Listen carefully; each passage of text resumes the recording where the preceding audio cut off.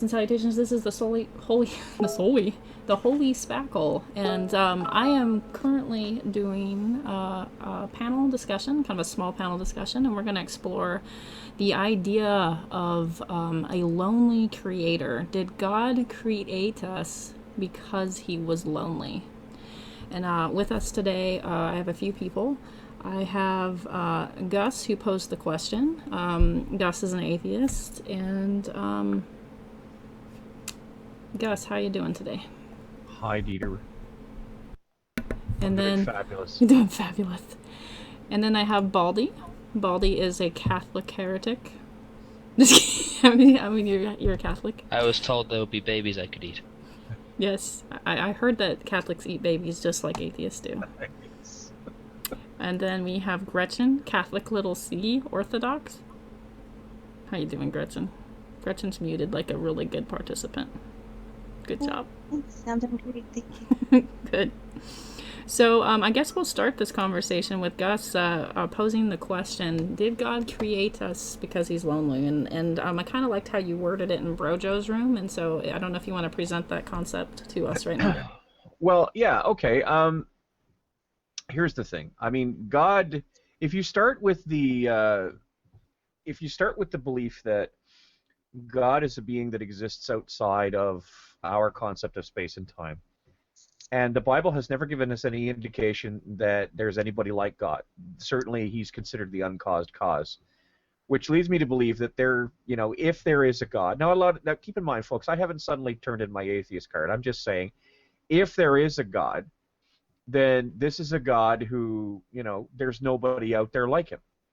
And it would seem to me that, there he is. He's sort of sitting in his that which is not, and he must be able to perceive something, even if he's not within time and not subject to time. He must be able to perceive time, because if we're able to think his thoughts after him, then he must be able to think some of our thoughts as well.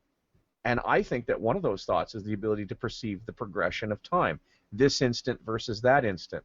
If you can perceive the progression of time, then in my opinion, um, we're not broadcasting SPAC.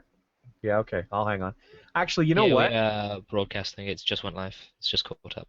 Really? Because we're not indicated here? Okay. It. Yeah, I'm listening to it right now. Okay, can you link it to the side? Okay, it is live up. Okay. Thank Sure. you. It's doing that thing where I can't tell. So go ahead. I'm sorry. Go ahead, Gus. Um, the and where was I? I wonder if I should start over. I'm confused now. Go ahead and start over. My bad. Okay, you start with God, a being of which no greater can be thought, but by the same token, a being which we're told that we can think some of his thoughts after him.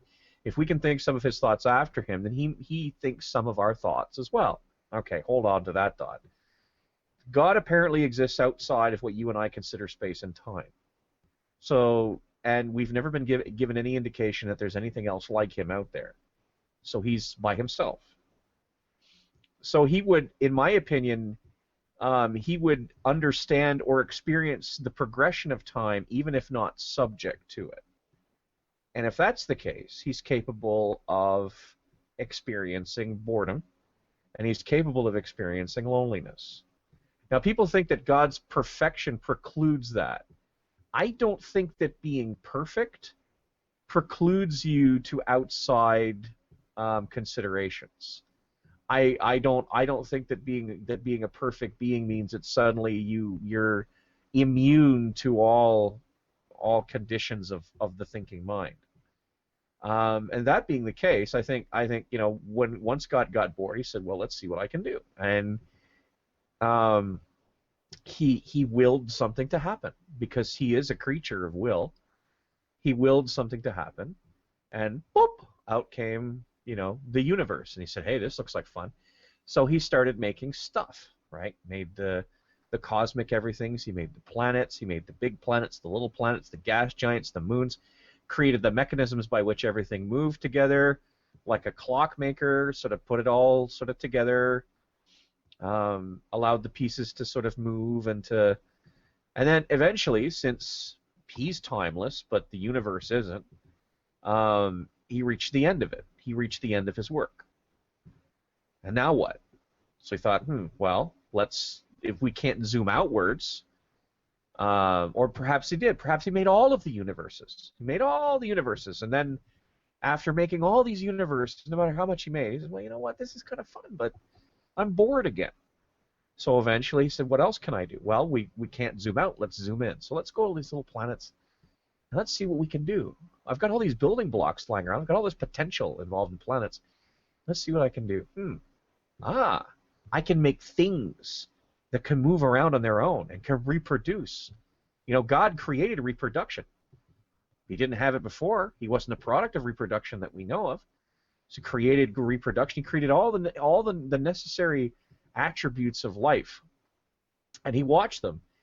And as these beings became more complex, now whether you believe that he created them complex or they evolved into complexity, but as they became more complex, some of them were able to perceive him.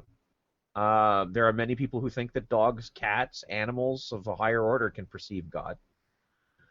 And so they gave him a certain amount of when he chose to focus his attention on them, they gave him a certain degree of regard, and perhaps what even you and I might consider love, in the same way that a dog or a cat might love its owner. But it's not much when you can think really big thinky thoughts. So instead, he embarked on the ultimate experiment. He created creatures who were just capable enough of thinking and just capable enough of understanding that they could love him and understand what it was they were loving.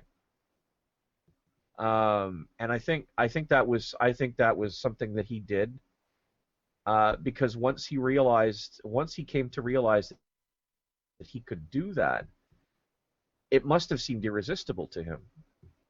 And then, as time went on, but those first creatures were angels, not people. Somewhere along the line, he chose to make people. And people were, sort of the thought process, the idea here is to sort of move away from the anatomy of or morphology of these creatures and to sort of move into their thought processes. I believe, from what I've read in the Bible, I believe that the thought processes of angels, the thought processes of humans, are not that much different from each other, except that angels are unquestioningly loyal to God because he made them that way. Now, why would God create essentially a bureaucracy or a series of servants or middle managers? That's another question that I don't necessarily think is germane to the central question. But what we do know is that it seems that God wanted more than beings who were smart enough to talk to him, but by the same token would obey him without question. For some strange reason, God wanted creatures who could disobey him, creatures who could say no to him. But then again, the quest. So he sort of said, okay, well, but then again, I can't create these creatures wholly out of spirit for reasons that I'm not exactly sure of. He chose to use what was already at hand, and he made us partly like animals, and partly in his own image, able to think his thoughts after him, able to. And when people say, "Well, think his thoughts," what I'm saying is that that we are able to kind of think in the same way God does. He gave us sentience without his enormous levels of knowledge. Excuse me. And I think at the end of the day, I think God wanted friends. I think the angels are not God's friends, or God doesn't recognize the angels as his friends, because the angels, generally speaking, have to obey him. Now there are some people who say that Lucifer rebelled against God. I don't think so. I think God assigned Lucifer a role. And I think one of the biggest sacrifices in all of the biblical story is, there's two big ones, right? Obviously Jesus is the top one, but I think the next one down is Lucifer, because God essentially said to Lucifer, I want you to play this role. And Lucifer had no choice but to play that role. But I think, once again, I'm sorry, that's sort of drawing away from the central notion. I think God wanted friends. I think God wanted people that he could talk to, But as time went on, he became more and more disillusioned with what he created. He still loved us, but as within any family, you can often recognize the bonds of familial fealty without honestly without loving the person or without having the same affection for that person. And I think God has lost a great deal of his affection for people because we really have sort of gravitated more towards the animalistic than the divine. And I think while he's tried over and over to help us, I think he has no idea what to do with us ultimately, except to eventually do his final game plan with us, which is to bring about the judgment. And I think that makes God not only incredibly sad, but I think that also disappoints him. And I think in many ways we're a failed experiment to him. So that being the case, he's sort of. You look in the Bible at the beginning of the Bible when mankind was new, God was in man's face a lot, like he was talking to people directly. He spoke to Adam, he spoke to Eve directly, he spoke to Moses through the burning bush, he wrestled with Jacob, he spoke to Jonah directly, he spoke to Noah directly. But as you go further on in the Bible, he eventually relegates his voice to prophets, and then he relegates his voice to Jesus. Which, yes, Jesus is God, but he's not God at the same time. It's not the same. It wasn't like God, capital G God, came down on earth the same way he came down to Moses or to Jonah and sort of wandered around from town to town the way Jesus did. It's not the same thing, and most people will admit that. But he sort of relegated his voice to Jesus, and then by the end of the New Testament, I mean, there was nobody but, at best, he was communicating, quote unquote, secondhand through the apostles of Jesus. So anyway, that's it's an imperfect package, and it is open to speculation and criticism. I readily admit that. I have not suddenly handed in my atheist card, but that's just a theory that I had as to, because I get just as one last point, I got kind of curious about people who said, well, he created us for his glory. I don't think a being that is able to create multiple universes with orbital mechanics that could crush us flat in seconds is going to look at us, our ability to create, to give him glory on that same scale. I don't think he needs us to give him glory. I think he wanted something else from us than to give him glory. I think he may from time to time use us for his own glory, but I don't think that's why he made us, and I don't think that's in general what he wants from us. Okay, now I'm done.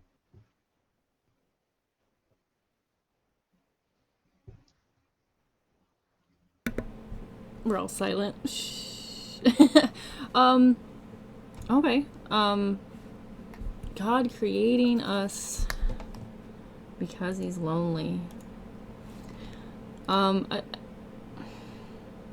mean, I would say that to some degree, right? We understand that that there is a picture of relationship within the imagery in Genesis, that God is walking with man and talking with man, right? And that after the fall, there's a falling out of relationship, and now God is more distant. And now the relationship is distant. And I probably sound really Protestant right now in that kind of way of viewing it. But that is really interesting. I know theologically it's generally the correct answer is to say we are created to glorify God. But are we only created to glorify God? Is part of glorifying God being in relationship with him? Does one negate the other? Can a perfect God be lonely? This is kind of interesting because is loneliness a flaw? I don't know. Let's explore that idea. Is loneliness a flaw? If God is lonely, does that make him imperfect? Any ideas from Gretchen or Baldy on that one?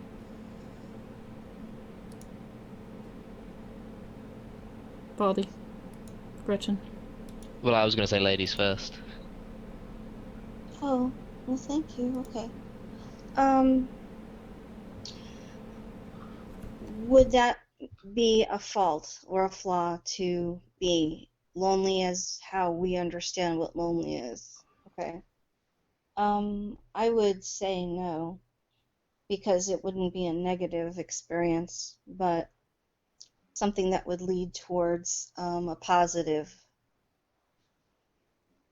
interaction. So I don't think that reduces any sort of sovereignty or power or glory or whatever from the God who's outside of time and space and that. Do you think it suggests that God needs us? Well, that doesn't make sense to me. I'd have to really ponder on that, but um, I'd have to really root down to what need means, because I don't think that it would mean the same for us as it would applied to him as deity, simply because he is self-subsisting and sovereign. You think that God could experience loneliness, that he maybe created us for a relationship? Is that an orthodox view, or is that just kind of, or you don't know? I, and I don't know a lot of times, which is the different, because remember how I told you, all I know is liturgy, so I don't know where I get things from, and then all of a sudden I'll read, and I'll go, oh, that's what they're quoting, and I don't know how it filters in, because there's no CCD class. We just kind of grab each Wow. other. That's pretty much it. We just walk around grokking each other, and some people know the origin, and others don't. And I'm one of those. I don't know the origin. Okay. All right. But I had a couple other things to touch on. I'm willing to, give the floor to Baldy, though, if you wanted to. Sure. And if you can remember those, maybe write them down or something. Yeah, I have Okay. them written, because I love how Gus has posed this question. I think it's just delicious. Okay. So, Baldy, what are your thoughts? No. Moving on. To extrapolate on that, if God was a Unitarian being, like the Islamic version of God, Allah, or like Zeus or someone like that, someone who consisted of only one person, maybe Gus would have a point. However, as Christians, and I believe we are framing this in a Christian context, it is highly unorthodox for someone to be a Christian and not hold to the Council of Nicaea and the doctrine of the Trinity, and not have a working knowledge of homoousias versus homoousias, or simply put in English, of one part or of one essence, or of separate being. So is Jesus God in the flesh or not, is I think where this question should center. Not so much in the beginning, but 2,000 years ago on a cross is where I think we should center this. Because if Jesus is in fact God, and if the Holy Spirit is in fact God, and if the Father is also in fact God, he cannot be lonely, because his being relational exists in and of himself without any necessity to a creation. In fact, in order for us to have a idea of what is relational in Christian epistemology, it would be necessary for God to be a relational being within himself first and foremost. So I would say the purpose of humanity is not that God was lonely and wanted friends. The purpose of humanity, much like everything in creation, is a loving and careful exercise in divine power, so that we might love God. This isn't to say that he requires or needs our love in order for him to exist or for him to get something out of it, but it shows that he has these attributes of condescension to the point where this name that is above all names can go down from his high places and be born into poverty as a man, and to walk amongst his creation in a humble manner. So it is not simply that he is glorified because he deserves it outright, but he is glorified because he has actually demonstrated his um, his divine qualities to us. We were created not because he required us, but because we are the culmination of his expression of his divine qualities. Yeah. Except that that's not quite what I said. Go on. What ends up now I did sort of say, why would God need us to glorify him? Yes, that I did use the word need there. But I've been very very leery about using the word need in other circumstances because quite frankly it gets theistic backs up. Any suggestion that God has emotional vulnerabilities gets theistic backs way up, and I can understand why. It doesn't fit the narrative as with a perfect being. I get that, but having said that, first of all, I don't. I believe that the Father, Son, and the Holy Ghost is a creation, mostly of the very early Catholic Church. I don't. Even when I was a Baptist, I didn't believe in the Father, the Son, and the Holy Ghost, because I believe that all that was a convenient framework so that human beings could come to understand God a little bit better, because otherwise there were passages in the Bible that just drove people nuts without this artificial framework, and I do believe it's artificial. I don't think that Well, God you is. know what that means. I don't think that God is three beings. I think God is one being. Well, I don't And think God is three beings either. well, yeah, okay. God's three beings, except when he isn't, except when he is, except when he isn't. And I lose patience at fucking Mach speed with that. I mean, either there is the Father, the Son, and the Holy Ghost, and there is some separation between those concepts, or there isn't. In which case, my point, in my opinion, is stronger. Either way, I accept what you've brought to the table, and I thank you for having brought it. But I think that I think that my comments are such as they are in response to them. Well, this is very quickly going to become a debate about the Trinity. I hope not, because I think I hope it doesn't, because ultimately I think that I think that the Trinity keeps us from coming to grips with a number of really real possibilities about God. That I think people, how do I put this? It does human beings no favors whatsoever to stick their fingers in their ears and go, God's perfect, God's perfect, God's perfect, la la la la la la la la la la. I think it does them no favors at all. And I certainly don't think it does them any favors to do that because the Bible says so. Well, can I come at this from a philosophical concept then, rather Well, than purely scriptural? you're gonna. I know you're gonna, so you might as well. Well, let's consider ontology. Ontology, for those watching that don't know, is simply the study of the nature of the divine. So, what is God like? What do his attributes consist of? What I mean by God's ontology versus, say, Zeus's or Odin's or Thor's or Nephtet's ontology is that his ontology requires him to be multi-personal, because without that, if he is the ground of all being, we would not have a relational existence.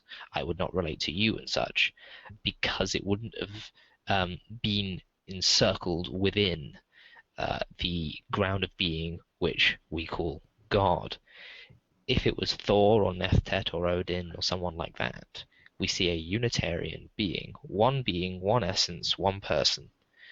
He could not possibly be the greatest possible being, or he could not possibly be the ground of all other existence, Who says? because he lacks maximally great properties. But What? I have a question then. But God, Trinity, one God with three persons, has the same will, right? Yeah, I mean, What, it's sorry? the same will. Same will, all three. The way that it has often been described is that it is one essence, neither divided amongst the persons, nor do the persons fight for supremacy. It is the idea that his being is so limitless that the will of the Son and of the Spirit and of the Father are so perfectly compatible, they are unified. I just am going to beg you to please not keep saying that, because each time you do, I have to cross myself.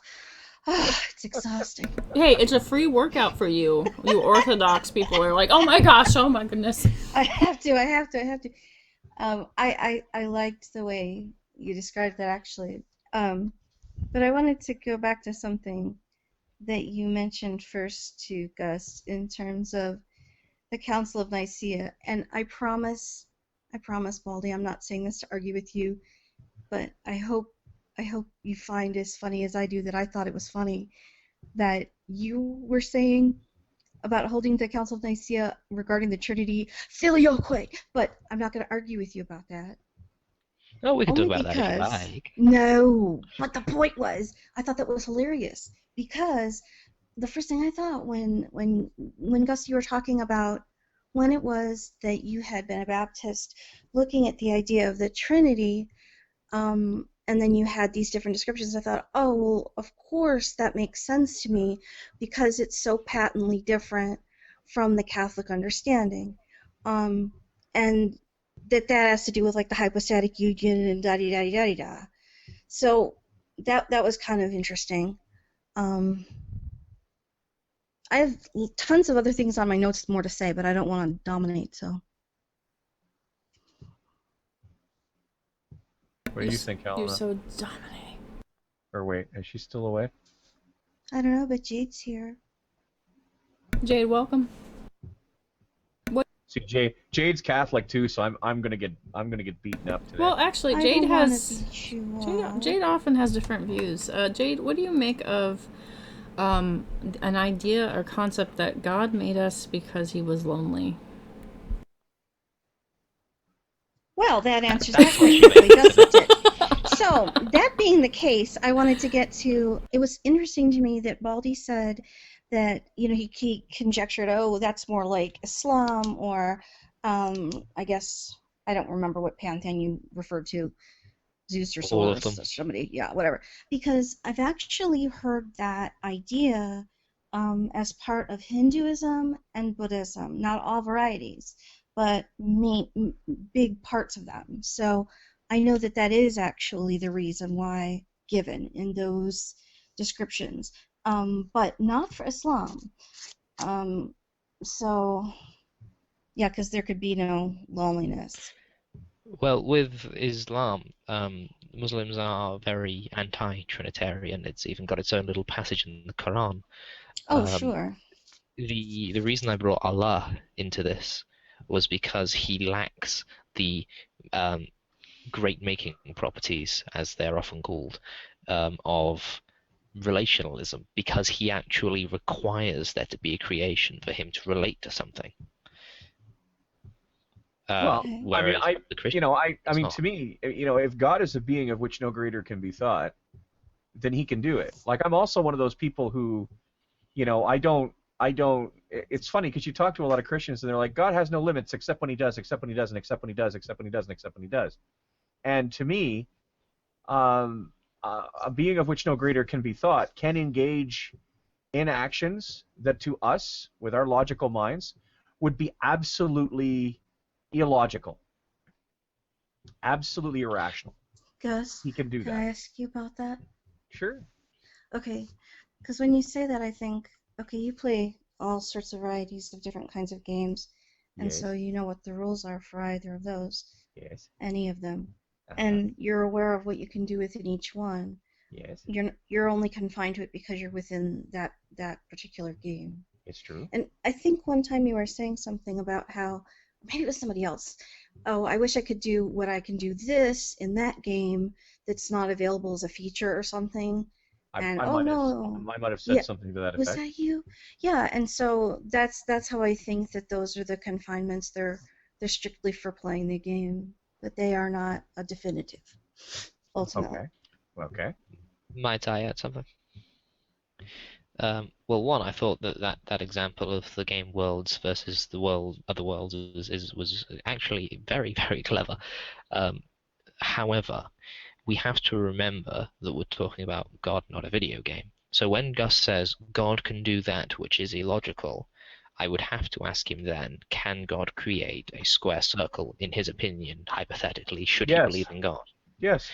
Now, I would say that's not possible, Of even course for you would. God, Of course you would. because But hang on. Before you lay on me that which I've heard 75,462 times already, I will say to you that you can't have it both ways.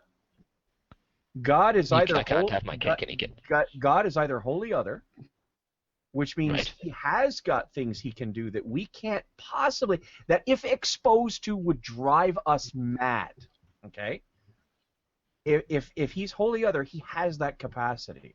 He can make a square circle. We just can't understand what that square circle would look like, would behave like. We couldn't plug it into any system of geometry that we have, but he could make it because he either is God or he's not. And to extrapolate that backwards a bit, okay, if he can only do what's rational, what's logical, then that means that compared to humans, he's limited because human beings do stuff that's fucking absolutely irrational all the time.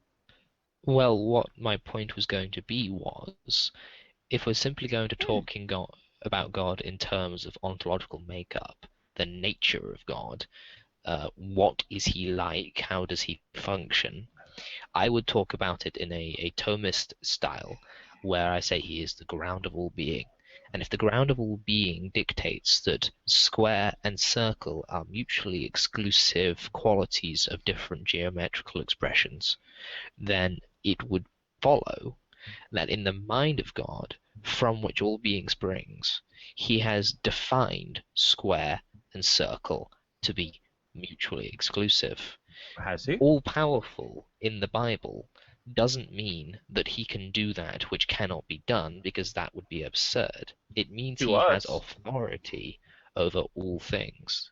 100, So yes, I agree. 100 years ago, 100 years ago, okay, what we know about atomic theory, atomic structure, would be absurd to us.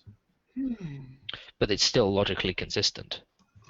I mean, But back then it would not have been logically consistent to us because it would have been absurd to us. We would have brushed it Well, aside as absolutely illogical. If you had presented Albert Einstein and his contemporaries, okay, to Newton, they might have loved him, but for the first 5 or 6 hours or maybe days, I mean, Newton was an incredibly arrogant creature. For the first little while, they wouldn't have known what the heck to do with him, and nothing that Einstein and his contemporaries could say would bring Newton along. If I say it again, and not to beat it to death, but I say it again, you can't have it both ways. If God is a being of infinite mind, okay, and that we can think some of his thoughts after him, but he's got vast stores of knowledge that we can't even comprehend, our minds can't even physically handle, then, in my opinion, by definition, what that means is that somewhere out there are things that, because our current notions of geometry and mathematics are at a certain point, and we know that geometry and mathematics, quote unquote, evolves over time, then to me it stands to reason that it is entirely possible that God can make a square circle. It just would not conform to anything you and I had ever seen before. well, let me go for a different example, because I think I'm talking about something very different to you, I believe. I'm not saying that there are things that God that God can and probably will do that will blow people's minds. Nor am I saying that people 100 years ago would think that driving around in cars and flying and jetting and going into space would be impossible. What I'm saying is there are certain mutually exclusive qualities of different objects which cannot ever come together I simply heard you. because I heard their you. definition I'm rejecting that. the fusion. I heard you, and I'm rejecting that on the basis of the fact that we Yes. have been in this point many times in human past before, and our expectations of reality have often been shattered, and that which has shattered them has become the new normal, the new logical, the new correct. So you're saying that it is perfectly possible that something could exist but also not exist at the same time. I believe that you guys are listen. It's the Bible that says, "With God, all things are possible." Yes, you're correct. However, the intent of the author wasn't to say, by the way, I think you have no idea what the God intent of that author was. I think you God have can no be God and also not God at the same time. God. You know what? God, if God, how do I put this? Because I can grapple with this. For God to be God and not God at the same time, what if that wasn't a question of ontology, but a question of perspective? Well, I would say it was a question of ontology because we are studying the nature of God, and it would, Humans are only able to understand a fraction of the nature of God. We're all human here. Well, that's right. Well, most of you guys are. Speak for yourself. That I was ever sent to this planet to study you shaped apes. That's the second time you've said that tonight. We again, a lot of problems that I have with theists is I keep running into situations where they're trying to have it both ways. They're trying to say we can understand God sort of, kind of, but we can't. There becomes this hard termination, and but the termination sort of moves according to which theist I'm talking to. So what I'm saying is that we can understand some of God's ontology only through his behavior. This is very true, which is why we understand a circle to be a circle and a square to be a square. No, I don't say that's why we understand it at all. Because a circle being a circle is not a behavior.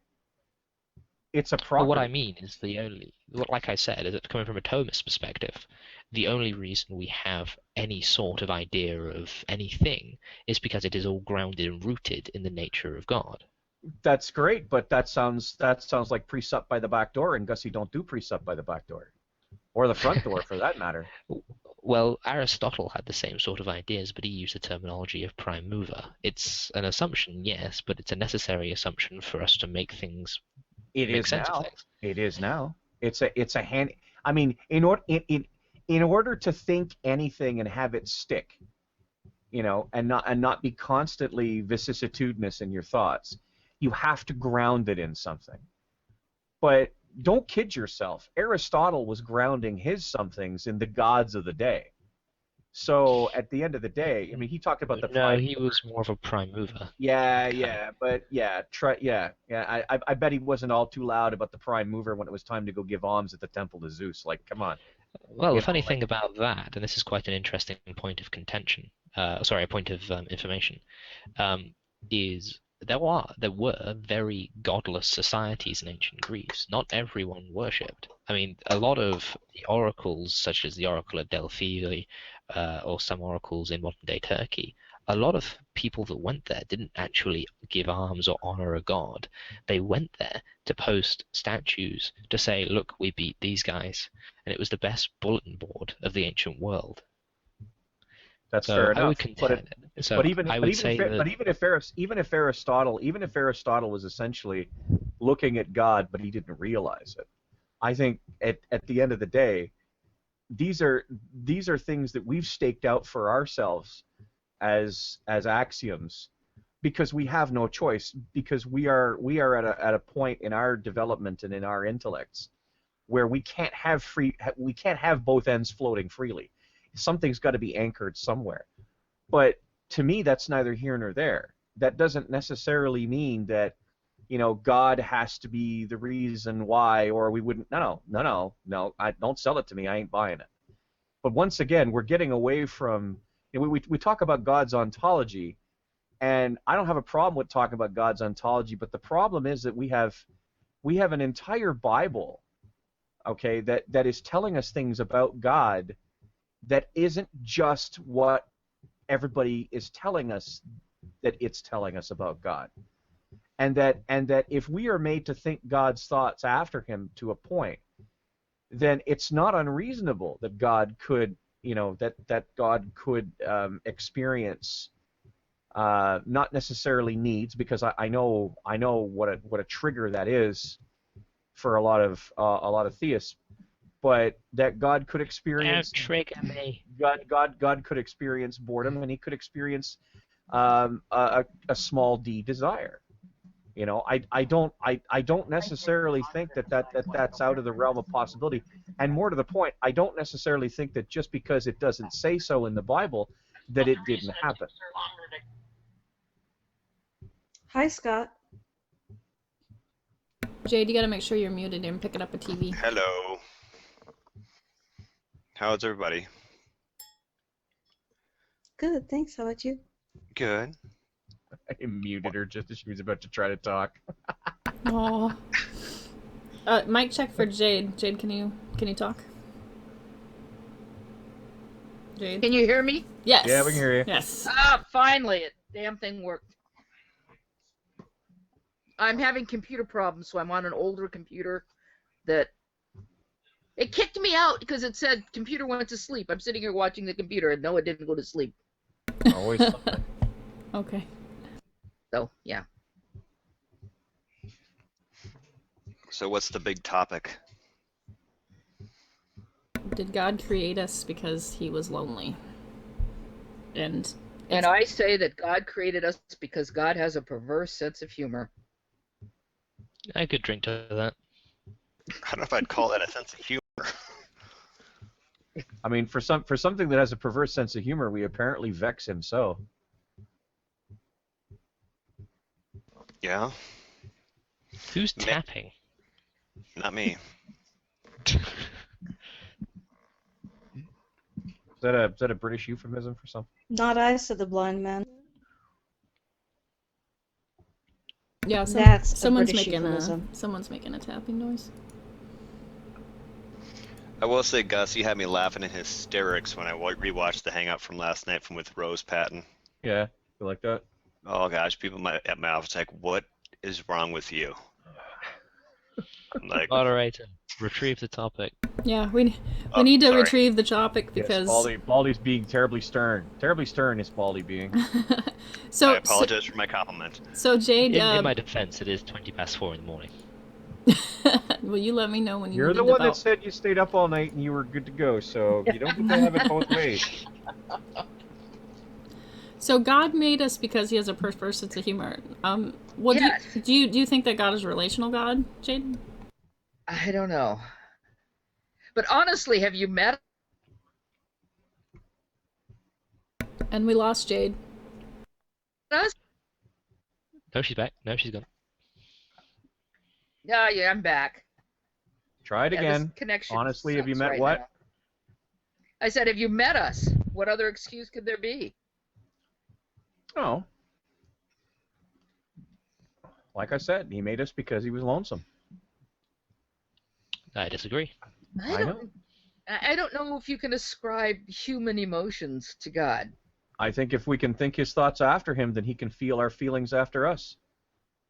But if God made people Yes, but because can he feel our feelings for us?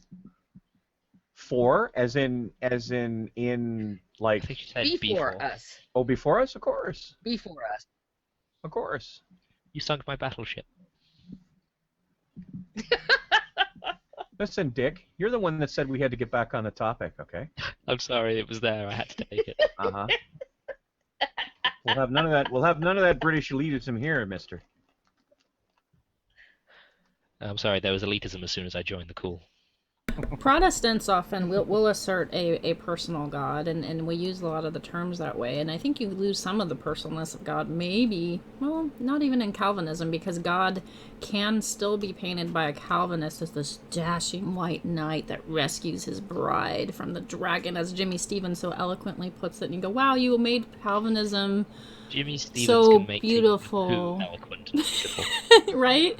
Or that was the most beautiful piece of garbage I've ever heard. It's like a dashing white knight that rescues a damsel of distress from the dragon, then checks her against the list of the elect, and when she's not, throws her off the horse. I have a question about that. Do you understand? Are you saying that there's a contrast to the way that Catholics understand God as personal or interpersonal? I think Protestants assert that he might be more personal than a Catholic. What do you think? No, he's closer than my life vein. I would say even in the broad tradition of Catholicism, I would agree with Gretchen completely, even though she's a filthy, filthy Orthodox. Even in the broad tradition of both Catholicism and Eastern Orthodoxy, there is a very vibrant supernatural closeness to God in the prayers to saints, the miracles surrounding certain relics and dates, and the uncorrupt bodies of certain saints. And there is a very vibrant feeling, at least, even if you don't take the supernatural at face value, there is a feeling amongst the church and amongst the Eastern Orthodox churches that God is alive and working amongst his people. And we say that regularly. That's a greeting that we state, speaking to each other regularly. And there's another part of it where we cleave to Christ. I like that expression. Oh, it's completely descriptive. Well, leave it to the cleavers, I guess.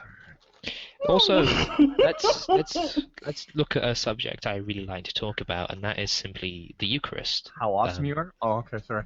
Oh, that too. But the Eucharist, we have in our churches, in our tabernacles, the host, the sanctified body of Christ in our churches. So to say that there is not a personal God, or that Protestants have a more personal God, is, I think, demonstrably false.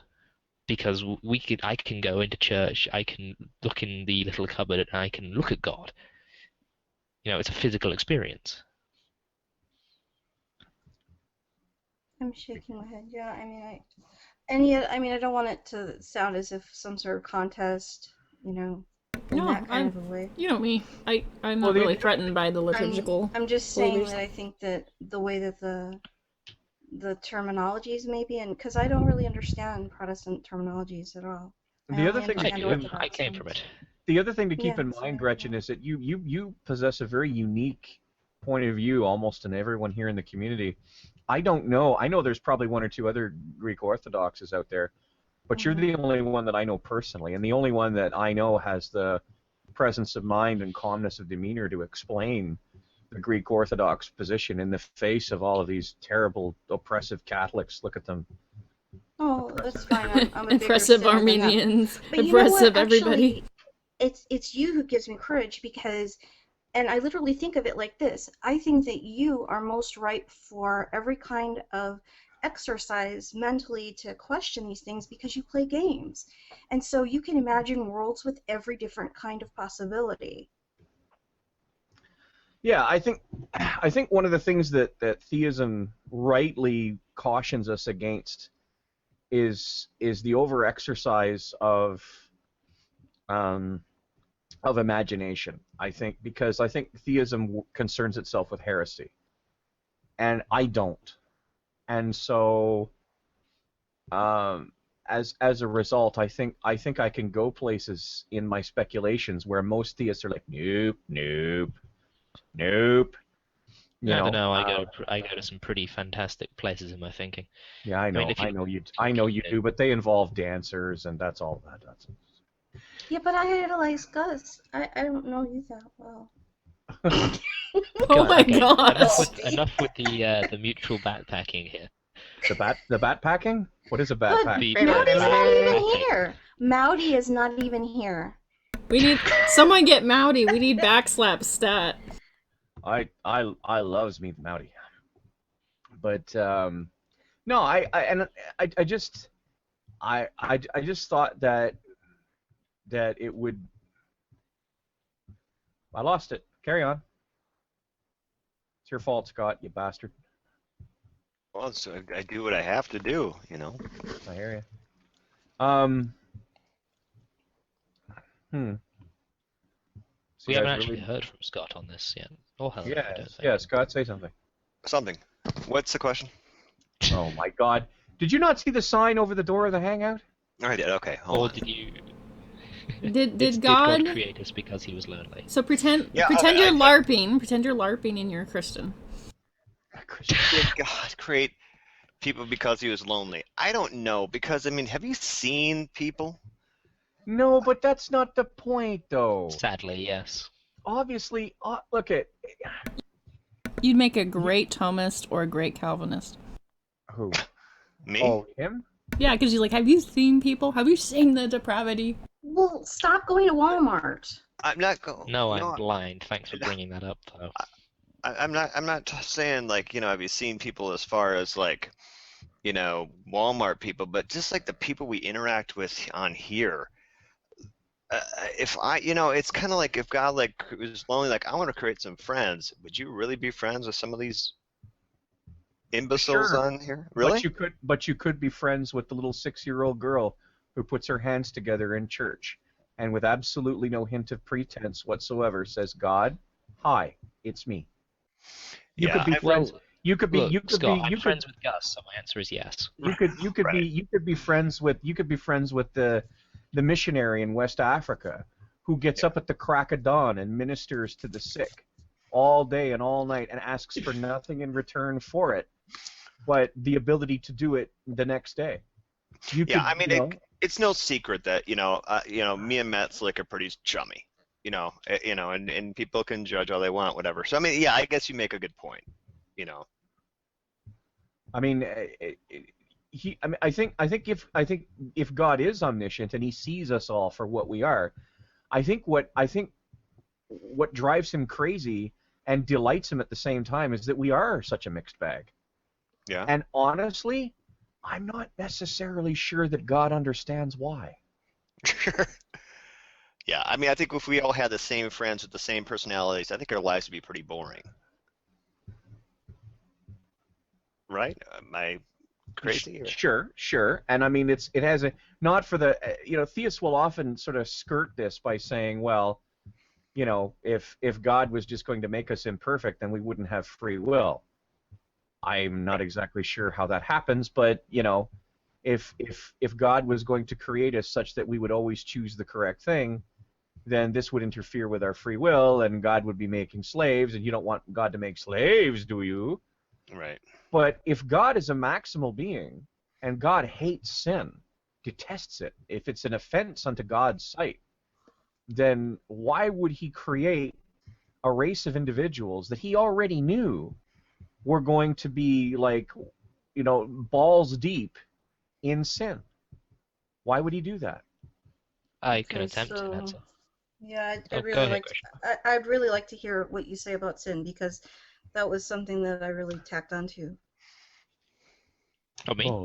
Yes, would you please speak first, because I really wanted to hear what you would say about sin, because I had ideas about it as well. Okay, but Well- after he speaks, you have to, Gretchen. Oh, sure, but unless you wanted to say something first. No. Baldy, then you, All right. and then Helena. The relationship between God, humanity, and sin is something I think most people have a skewed idea of, especially in the West, because of the Protestant Reformation. The Eastern and Catholic views of original sin or sin as a whole are actually somewhat similar, even with the influence of St. Augustine on Catholicism mainly, even though he was a Chalcedonian bishop. The relationship is more something of a disease than it is a action a person takes. It is the devaluing of something that was made. So it is what is born out of the questioning of a direct command of God that says, you eat of this tree and you shall die. Now, because I know that Genesis 3 is exceptionally steeped in very eloquent ancient poetry, it's always a good idea to walk very softly through it. But what draws my attention throughout the entirety of Scripture, that grand narrative arc of Scripture, is that sin came about. We don't know why sin came about. We don't know if it was. There's no reason to argue supralapsarianism or infralapsarianism, which is. English, please. I was about to explain what those two are. Supralapsarianism is, simply put, the view that God's decrees of election and reprobation, meaning who goes to heaven and who goes to hell, logically precede the decree of the fool. So he decides who's damned before anything actually happens. That is supralapsarianism, whereas infralapsarianism is the worst. God doesn't know who's going to be saved, or to put it in simplest terms. I don't think either of those two positions are entirely true. I would simply say that going through the narrative arc of first Scripture and then Christian Catholic tradition simply says sin exists, and Scripture doesn't attempt to ask why sin exists. It's more concerned with the fact that it does and how God is fixing it. It paints this picture of God coming in and rescuing his people and his world and starting anew.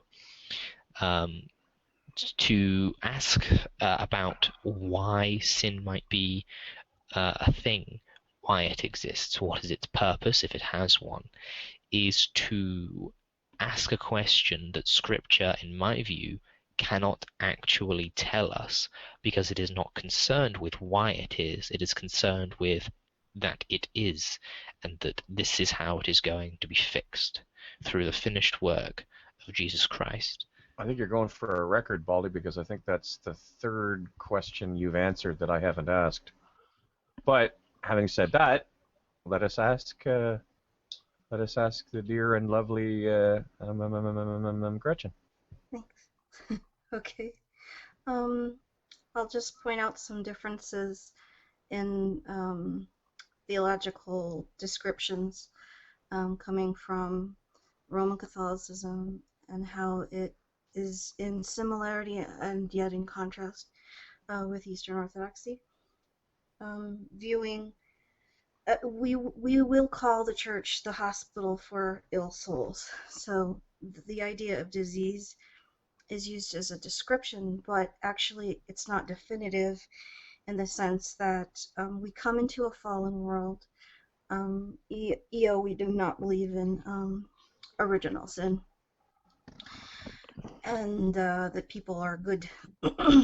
So I'll nix on that one. The other thing is, and it's quite quick to say, the sin being that which is off a bit, like in archery. It's missed, something that has missed the mark.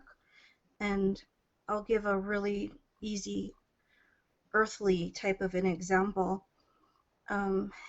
If, as a parent, you see your child doing something incorrect, to add your frustration as a form of anger when you instruct your child does not help.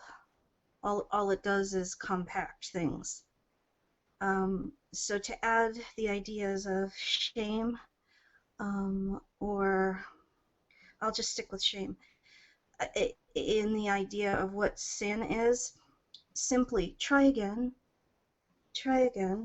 not a problem. So I hope that's clear. I'm not sure if I finished my sentences there. But as far as what sin does in terms of separation, or how really separate can you be. Now, onto that man from Hippo.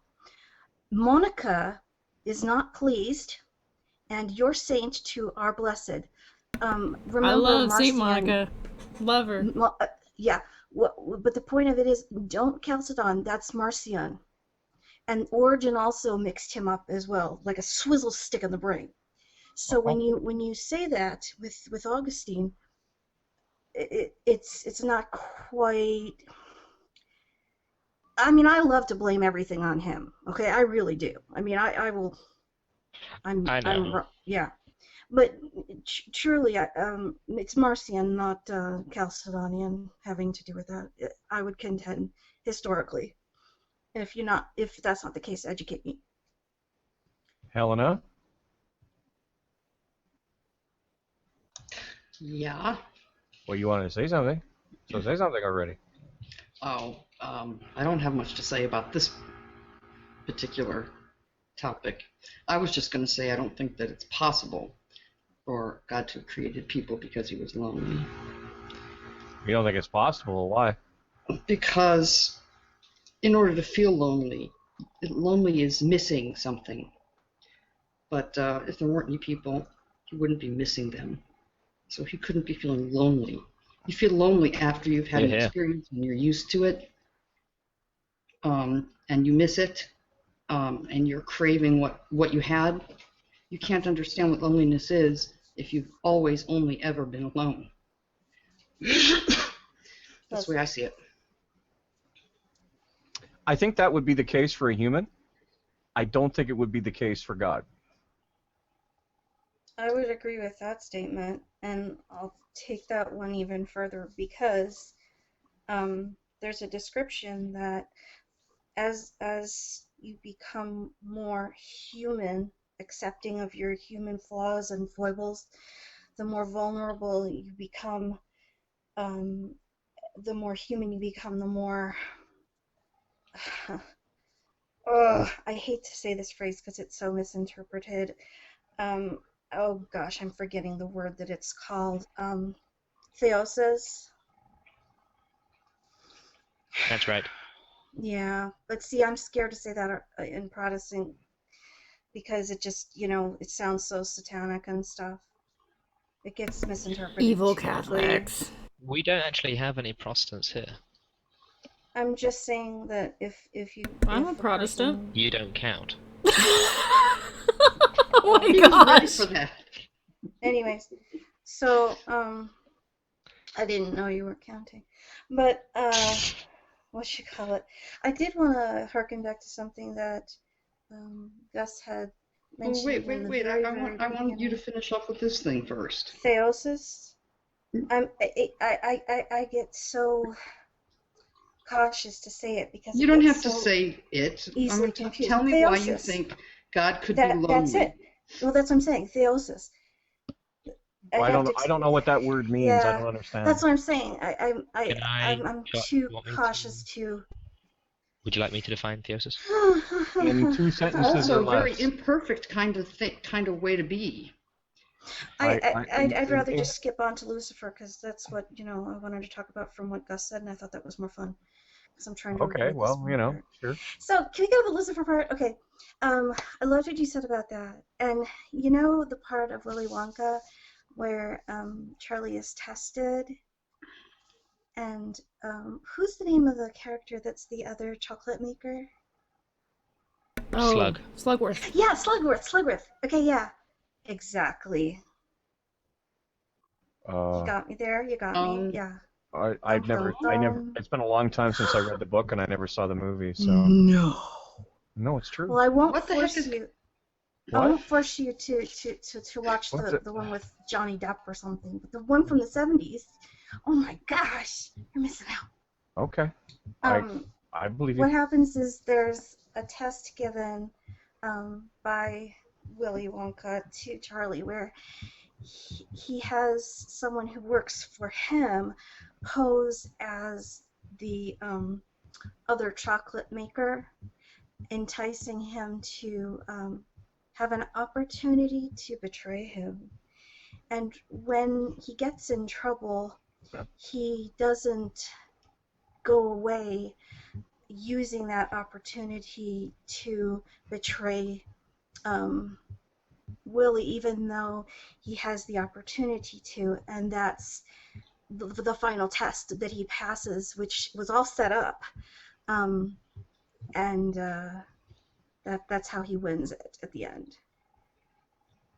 Okay.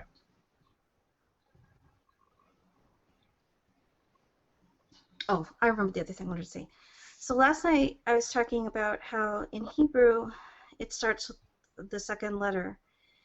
In Aramaic, You're gonna have to go back and explain that. Last night in Hebrew, it starts with this.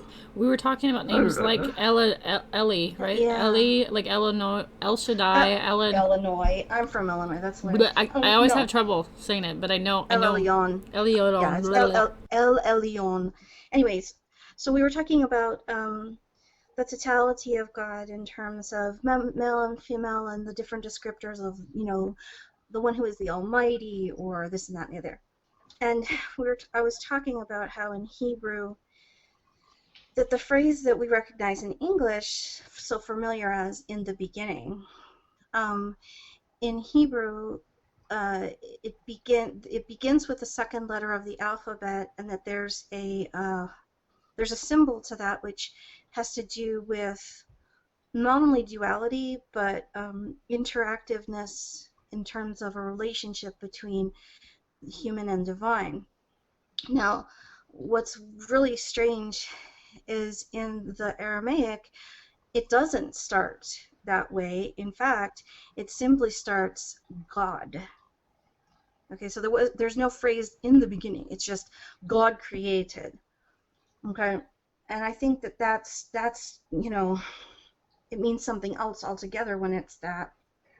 And I wanted to talk about, when we were talking about the different creation accounts, which creation account? Documentary hypothesis, has them all cobbled together, so it depends. And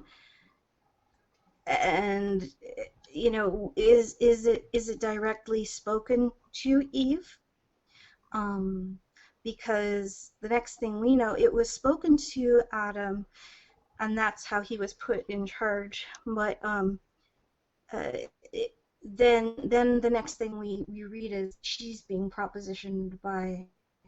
Did he really say that? By the snake.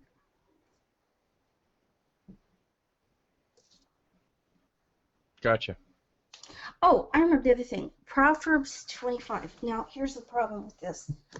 I need somebody who's not got a Catholic Bible to tell me if 25 is the same. Where it says. Yeah, we don't want input from none of you dirty papist Bibles. Proverbs 25? 25 what? Yeah, tell me what your Proverbs is. 25 what? Just Proverbs all chapter of 25? 25. Okay. Okay.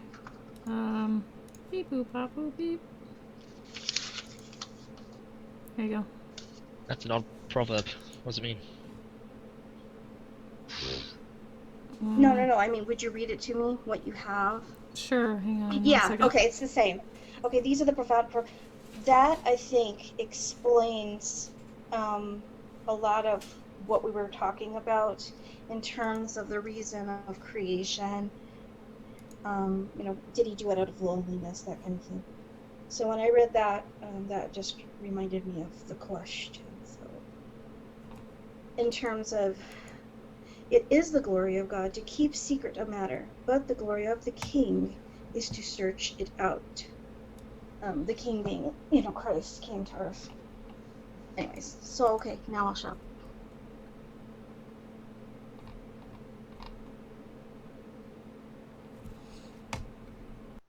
What does yours say again? You were reading from the first couple verses? The Aramaic? Okay. Yeah. Verse 2. Mine says it is the glory of It God to says- conceal things. So like divine hiddenness. Okay. I'm starting on chapter 2 because the first verse simply says who it was written by. Hezekiah, king of Judah, wrote, "It is the glory of God to keep secret a matter, but the glory of the king is to search it out." Then it goes on to, "The heaven for height and the earth for depth, and the heart of the king is unsearchable." It goes on and on and on. Well, that second one really exemplifies to me God the Father and Christ. And the next parts, the way it breaks it down in the Aramaic that I have, it reminds me a lot of the creation story because it's describing the differences between heaven and earth and what they're for, and it goes on and on and on. Oopsies, I'm sorry.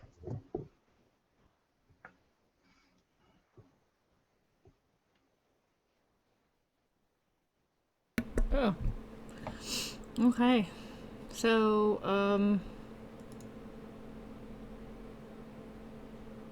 trying to decide where to go from here.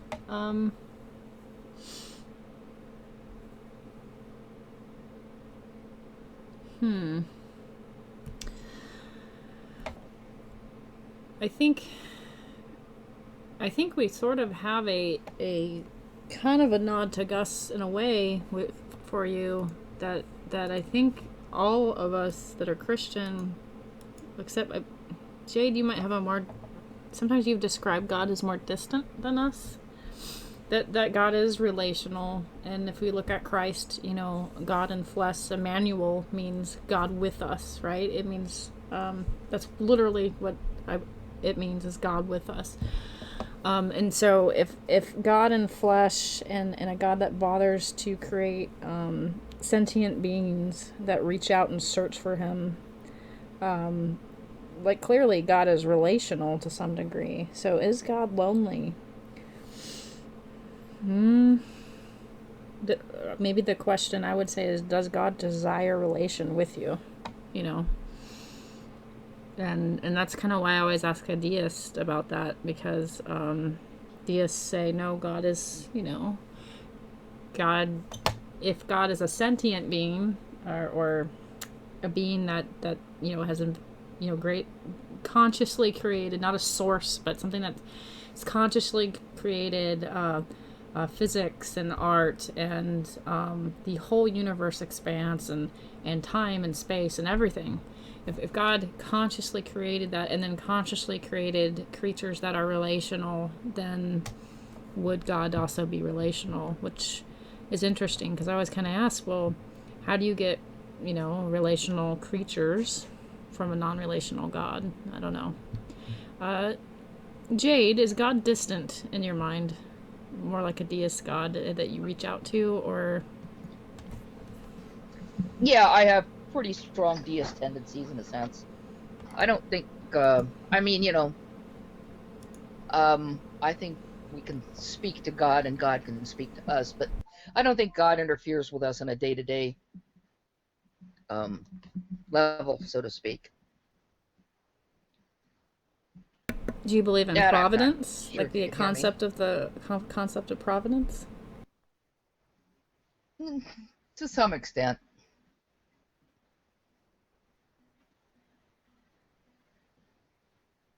And I'm having connection problems. That's all right. Okay. No, you weren't. Everyone was just being quiet. Oh, okay. Well, it was yeah, I mean, this, as I mentioned, this computer is kind of slow, and it periodically just sort of fades out for a little bit and then comes back and works. Is that a dead turkey? No, it's a drunk one. Oh, I gotcha. You see, that's a shot glass of wild turkey right next to it. I like how he's like, is that a dead turkey? No, it's a drunk one. He's like, oh, perfect sense. No more questions.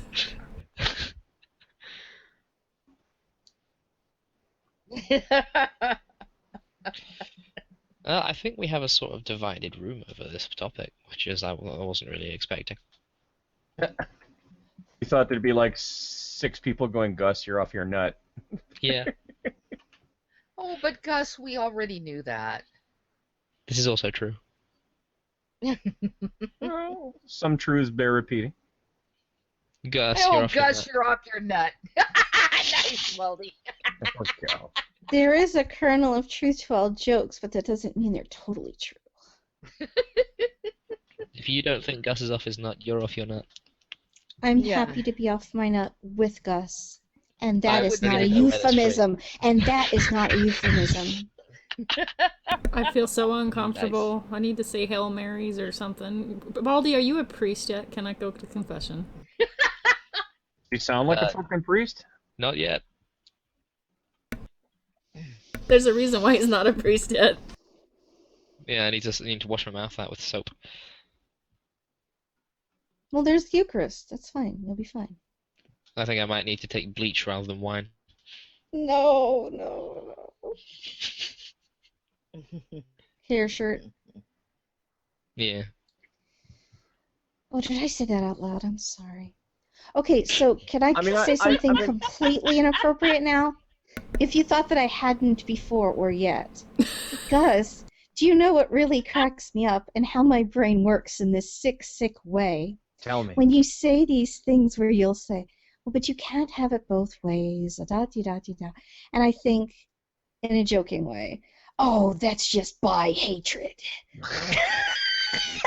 It's just not at all what you mean, and it's Ladies absurd and and gentlemen, ridiculous. for the benefit of the But audience, I'm telling you, I it's have like, no problem with pitch Exactly. hitters, swing hitters, people who No, bat for the other and team. that's what makes it even more I funny in don't my care brain. if you like chips, dips, chains, whips, if you're Exactly. dick, dick, or girly, That's girly, girl. I have a why problem with I- people that I bat would- for the even other more team. funny. I would like to state for the record that I like girls. I like girls a lot. I think they're wonderful. Thank you very much. If I there just was a think it's God, I would funny. thank him for girls. Because But that's without what makes girls, it more funny. without- because without you don't girl- have anything negative without like that. without girls, we would be lost, dirty as a Frenchman, naked except for boxer shorts, wandering around in the fucking bush, poking Hey, it like Gus, wild honey. you don't need to state that twice. Huh? Dirty as a Frenchman? Frenchman will do. Someone needs to get Luke in here. my Oh wait, Luke's Quebecian. Never mind. He probably doesn't care. Oh!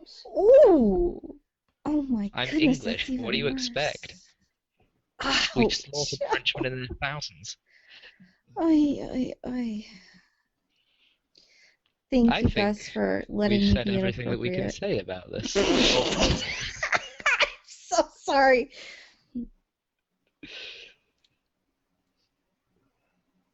Deirdre. I see. What do you want Can from I me? just say I feel like I'm on a different planet? I think, What? I think Is we it should fun out- here? Where Yeah. are we? So bizarre. Deirdre. Where What's- are we then? What's so bizarre about it? I Well, you're I in a can't spider wait. costume for one. What? You know what? That's all it is. It's Solved time it, for the Baldy. shutting up and allowing the people of talking. Helena, what's bizarre about us? I don't know. I guess I just had never heard this kind of language. What kind of Before. language? What do you mean? What? What? Are you guys Amongst surprised that I'm whom? shocked? No, explain. Explain, I want to know. It's Yeah, just what are you talking very, about? it's just very foreign. It's just like nothing I've ever. I just feel kind of like I must, I've accidentally walked onto the wrong planet or something. Do you I'm mean having a the hard time relating. juxtaposition? Accidentally walking onto a different planet with a different atmosphere must be quite interesting. It's quite disorienting, I have to tell you. Okay. What part is the most disorienting part? So there's first of all the jargon, right? So half the stuff I don't know what you guys are really even saying because you're using a lot of jargon that you don't even think is jargon. It's just second nature. And then there's something about I don't know, like I don't want to be all negative. You can be negative. I want you to be. We don't- we like it. We like I it. don't- We need some persecution so that everybody knows we're legit Christians. Something about like the out batting one another, the self-chiding jokes, or I don't know. I don't know. Huh? I am but a humble Protestant. I am but a humble Orthodox. I am but only a because Catholic. I said, don't worry, I'm a worse sinner than them, like that. Yeah, sort of like I'm the worse best than of you. sinners. No, I'm way more depraved than you. No. Well, No, that no, happens whenever you get a bunch I of. am the That's worst human being on the planet. Oh, it's okay. We're all horrible. I Yeah, am but the really, chief I'm of the sinners. most horrible. Exactly, we're the chief of sinners, of whom I am chief. Yeah, and that's- Paul that's says what that Come from too. Paul. So Whenever- there's an example. I'm a pretty nice guy. Whenever Hey, you I'm get a worse bunch than all of you. Heretic. whenever Heretic. you get a bunch of theists in the same room together, that often happens. I've noticed that. You sort of go, well, you know. Actually, you'll get. I am the chief of sinners. I am the worst of sinners. I really struggle with this from the liturgical Christians, and then from the Protestants. I've noticed you'll get. You're a sinner. You need to fix this. Oh no. You'll get that, but then when they sit in the room with each other and they've established each other's bona fides, you'll get. You will literally get the arsehole Olympics, right? You'll get like, oh no, I'm a terrible sinner. No, I'm an even more terrible sinner. No, me. Oh, I'm a sinny McSin sinner. No, but I'm a sinestro sinner. And Hey, can I vote for Hitler? no, because Hitler wasn't a theist. He's been forgiven anyways. He was just somebody that just sort of used Sure, I mean, Christianity because it was there. Yeah, But Hitler wasn't a theist. There's some people that are like, before I met Jesus, I used to do drugs, and I used to shoot up heroin, and I used to shoot babies shoot just herons? for fun. Fuckers. What And- they do to you? You And evil heron shooter. and I tried to murder my brother and my sister, and I got all rapey. And you're like, what am I? What? What the heck? And they're like, but then I found Jesus, and it was all fixed. And I'm like, wow, It's like what? you look at them and say, now can Jesus find you something better than overalls to wear and fix that lazy eye of yours because you're creeping me the fuck out? I'm sorry I said that part out loud, didn't I? It's perfectly all right. But I mean, This was an intelligent conversation a few minutes ago. I think we're sort of showing our true characters here. that before I met Well, Jesus, I some was of shooting us up weren't heroin. concealing them. Oh my gosh. Dun, dun, dun. Gretchen, what are you doing Yes. making accusations of nice little girly I boy don't Baldy? know. No, Why it's are my you own. doing I this? accuse myself. I am this Chief of one. sinners. You say yes. I say so. Stalin was the I was worst waiting. over. I was waiting for Helena to sort Hitler. of come in here and sort of go, "Oh yeah, well, solipsism, bitches." Solipsism, bitches. No. It's funny. I would What? never- these people are way too serious, right? It's very meaningful for them. Right. I wouldn't want to mess around with this. We're like, come to our dinner I don't mean table. that to put down. I mean that sincerely. Helen, can you imagine me? Plus, I something don't to eat? have enough knowledge, right? What'd you say? There's Helena. Why so serious? I like that response. Poor Helena's like, I just don't understand why you guys are wasting your time. You're No. wasting your time on solipsism. I tell you something. You haven't lived until you've listened to Xbox defend his defense for hard solipsism in front of people who A, don't understand solipsism, Mhm. B, think he's hiding something from them, and C, think that he's just screwing with their heads. It's curious, isn't it? You haven't lived, because the minute he declares himself a solipsist, it's like he's dangling. It's like he's tied a pork chop to his naked Yes. dick and run naked through a Doberman pen. It's true. The visual. And the visual. Dobermans are like, pork and sausage, get 'em, boys. It's horrible. It's hilarious. Oh, it's awful. And they pound on him and pound on him, and I feel so. I can't help him because I don't know solipsism Kinky. from. I don't know solipsism from a ham sandwich, frankly. So I can't help him. But I sit there and watch. I'm a boy. That boy's tough. He's tough, Yeah. except on those rare occasions when they catch him when his meds need fine tuning, and then it's the Xbox Strikes Back. And then they're like, It's- Xbox is no. so nice, and then they're like, Yeah, what and then- happened to you? And then he sits in the hangout with a smoke in his hand, his hair sticking straight up, going, I don't care what any of you people think. This isn't your hangout. If you don't like it, fuck you. And fuck you. And fuck you. And you over there. Don't think don't think I don't see you in the corner laughing, Gus. Fuck you too. That's why we love him, though, right? Oh, I laughed, Jesus Christ, first I sat there for 10 minutes with my mouth hanging open going, what the hell? And then I went, is this too damn funny? And Matt was like, rational theist Matt was like, and I was just like, and then all of a sudden Xbox was like, fuck you, Matt, fuck. You know what I'm going to do to you now? That's right, I kicked you. You know why? Because this is my hangout. And if you don't like it, fuck you.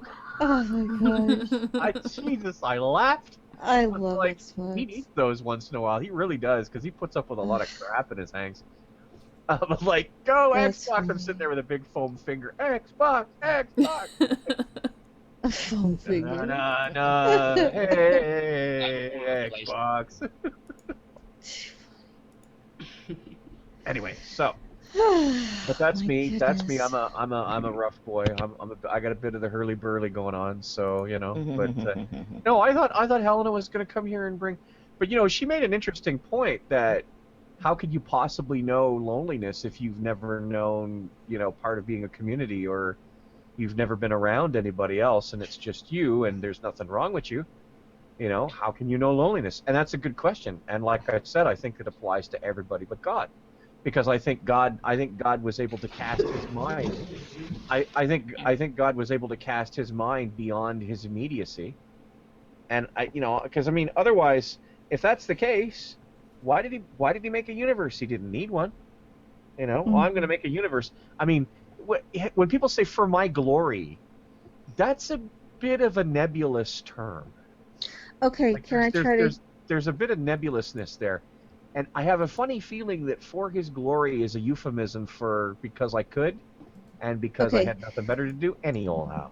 How about I try a little framework for that one, just the to glory see thing if is it tough- makes it's tough for me sense? too, Gretchen. So while you're at it, maybe Yeah. you could add explaining how come glory seeking is a good thing when it's God. We can Okay. try to Okay. think of that as kind of a character. Yeah. See, this why I'm gonna try to put it in the terms of he came as a servant to us. That is what the glory is. Excuse me. Your Does that excuse. make sense at all? Thank you. Okay. All right then. But does that make sense at all? No, not Uh, even a little bit. From my point of view, it doesn't completely, like, it would be impartial. Like, Jesus models servanthood, right, for us? Yeah. Yeah. But does that mean that Jesus is a He is the suffering servant. He is a servant unto us. That's why he came in such a lowly way. That is his glory. That I do get what Gretchen is saying. However, I'm going to go back to bed for a few hours before the sun rises. Oh, thanks All for right. talking. Well, you know what, Baldy, as usual, as always, it's an honor and a pleasure. And hopefully we'll talk to you Likewise. soon. Wait, Likewise. before you leave. I'm gonna probably shut down this hangout in a minute. But before you leave, I'm gonna go through the whole panel, and I want you guys to plug your channel and maybe what you might have planned next or whatever. Baldy, you first said you're on the thing. I am Baldy the Limey, also known as Baldy the Limey on YouTube. My next plans are world domination. Yep, Baldy the Limey on YouTube. Burning villages. There is on my Burning- playlist. There is interesting Christian interactions I've had. There is a playlist where I'm on Baldy's channel grilling him, on Catholic versus Protestant stuff. It was kind of hurtful. She hurt my feelings. She's not as nice as I pretend. She's a bit of a C word. You mean Christian? Christian. Yeah. Yeah. I'm a bit of a Christian. Thank Yeah. you. I like that. You're welcome, my dear. Gretchen, your channel and what you do. This is my private channel that nobody's supposed to know me on, and it's like a fake channel with a fake name because my name's not Gretchen. I started out with Yoga Angel 7, and that's where I gave that crying goodbye. Then I went on to Catalyst Ruth, where I spent the whole time as a catechumen, and I cataloged that whole thing. Then I went on to Ruth is Rachel. And now, to hide from everyone, which never has worked out, I'm here at Gretchen as a Squirrel, and I also have Bible Orthodox Reader. So plans. Plans. Not to ever run Hangouts, but to go to everybody else's. And I just did a video recently, and I love when people send me questions so I can make video answers for them. And I do take musical requests. All mistakes are my own, and I am sorry. And I probably like you, if not love you. And that goes for everybody. Nice. Gus, do you have a channel? And if you do, what do you do on it? I do, but it's useless as nuts on a cow. Don't pay it any attention. If you want to see the glory that is me, come and find me in Hangouts, and I leave it all out on the field. Do that at your own risk. Helena, your channel, what do you do on it, and what are your plans? I just started putting, I guess you call it content, right? But it's just Hangouts. So I just started hosting Hangouts. I love that. You guys call it content. But... Well, you know, the veterans, you experts. I have no idea what I'm doing. I don't know if you've noticed. I haven't noticed, so you should keep it a secret. So let's see. The only reason I've noticed is you keep telling me. Sorry, Helena. I'm sorry. I'm no sorry. Big deal. We got to finish up free will versus determinism because we didn't get into a couple of things like agent causation and moral responsibility, and also the theistic explanation for compatibilism. And then after that, I don't know, maybe epistemic paradoxes. Just play with them, have fun. Usually, just a little side note, when I'm on Helena's channel and they let me play in the deep end of the pool with them and I have water wings, I have the way you said I have no idea what you're talking about, I understood the language they were using. Sometimes I'm like, I literally am sometimes toggled out looking up stuff, trying to catch up with you guys. So it's well, you know what? It's I a lot couldn't like even that. look anything up because I didn't even know how the heck to begin to spell what you guys were saying. It's a lot like that scene in the 13th Warrior where the guy just slowly learns how the language is spoken, and then as time goes on, more and more words stop being blah blah blah blah and become an actual word. And that's Exactly. I suspect that's how I'll learn philosophy if I ever do. But it is the slow boring of hard boards. Well, can you speak to the object-giver relationship cross-dimensionally wise with the solipsistic notionalization? And remember, we are talking about contingency here because contingency is contingency. Meanwhile, I'm slowly sharpening my knife. I am undoing my sash. I've asked someone to be my second. Oh dear. So Helena Handbasket's channel, check it out. Some of your hangouts have been really cool, and I like it when you guys have live chat up. I think it includes people if they don't want to swim in the deep end of the pool. Yeah, I like doing that too. And it's basket with an I at the end, not an E. That's if you're looking for them, that's that California flair. Remember. All right. So Jade, your channel or channels, what you do with them? What are your plans? Well, on Google Plus, I'm Jade West. On YouTube, I'm Meleagris Felis, which drives everybody crazy. MELEAGRISF.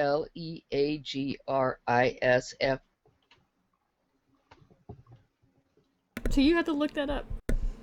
You cat. I have about a half dozen videos ready to go. Unfortunately, I can't get.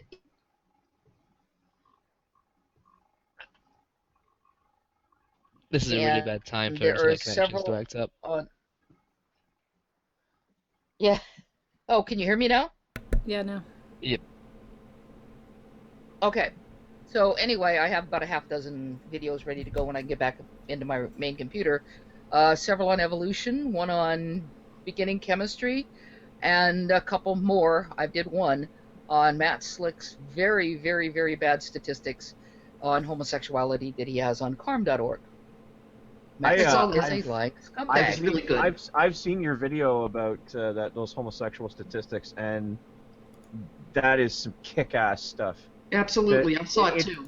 It breaks my heart that Matt Slick is so dishonest that he would never allow you to bring that information in its entirety onto his show to refute him. And No, he wouldn't. this guy is supposed to be a Christian, and he's supposed to not bear false witness. You know? Yeah, and I have at least a couple more videos on that, and believe me, some of his references get even worse. Yeah,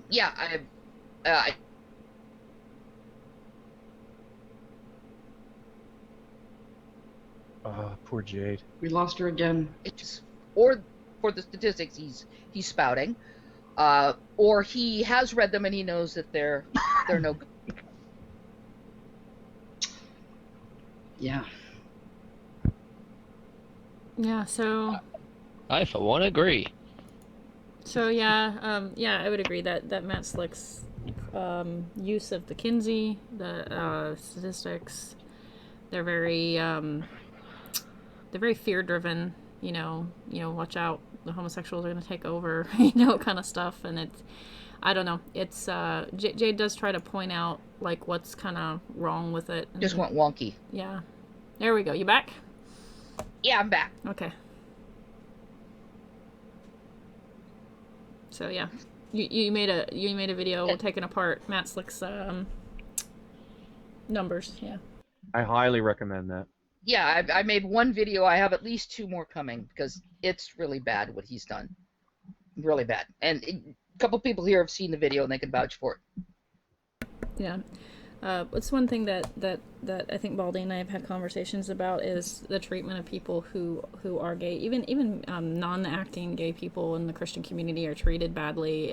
It's this weird fear driven agenda. Essentially, it's an agenda, and then they'll cherry pick certain statistics to create sort of monsters of people, and then strawmans of people, and so it gets really frustrating. It becomes very destructive, and nobody seems to see that. I don't know, but I'm glad that you do and you pull it apart, so that's good. My future on my channel, my aim for my interviews on Thirsty Theist, I do interviews sometimes on Fridays with different people in the communities, either in G+ or on YouTube. It's not for the faint of heart. I don't make people not swear. I sometimes swear. I tend to leave a very casual atmosphere. So if you were Holy Roller and you were easily offended, it might not be your favorite, show. Is it true you're going to interview the great and wonderful Baldy soon? Yes. Well, you guys better watch out, because I hear Baldy swears like a motherfucker. Yeah. It's fucking true. It's like everything goes to shit when I'm around. That's a fact. Anyway, my channel is aimed to try to bridge some sort of conversation between secular community and Christians without getting too theologically heavy. And once in a while, I'll throw a more theologically driven hangout like we just saw. But I try to make it a lot more relational as well. So Because unlike God, Deirdre gets lonely. unlike God, Deidre gets lonely. Absolutely. And I really do have an interest in how people think and how people operate. I always think it's very fascinating. So I try to tell people who guest on my show to show me their best self. and I try not to give them too much pushback of I will disagree sometimes, but it's not about debate as much as letting people have a conversation. And I might be doing other formats kind of like this, but Thirsty Theist right now is kind of where I started. And upcoming interview would be with Rev News January 8th, and then I have an upcoming interview with Gretchen, who you just met. And we need to hammer out a date on that as well. But Gretchen, you might not be live. Or if we go live with Gretchen, it might be really late. I was going to say. Not dead. I'm sorry, We're Gretchen. gonna you say- won't be Not alive for this post-mortem. Not post-mortem, no. No, not post-mortem. Holy They cow. say that a person's human body can tell you an awful lot after you're dead, but I don't think the whole interview is what they had in mind. It Let's speaks from beyond the grave. That's the right. autopsy of Gretchen as a squirrel. What does she have to say from beyond the grave? Let me out! We'll hold a seance. Okay. Anyway, I'm going to close this hangout. Thank you for everybody participating. Anytime on our hangouts where we have a religious conversation and we run into a word that's theologically charged, and if you are a guest on the panel and you maybe it's not part of what you're accustomed to, or maybe you're a non-believer, go ahead and ask for a definition, and I try to I always slow Max down for that. You define that, because not everybody does. Even Christians sometimes don't Put the speak cookies Max. on the bottom shelf. Put the cookies on the bottom shelf. Don't talk above people, and you can use the jargon, just teach them the jargon. So anyway, with that, I'm going to close the show and say be charitable, and don't be a dick. Don't be a dick, No. Baldy. I will be what I want to be.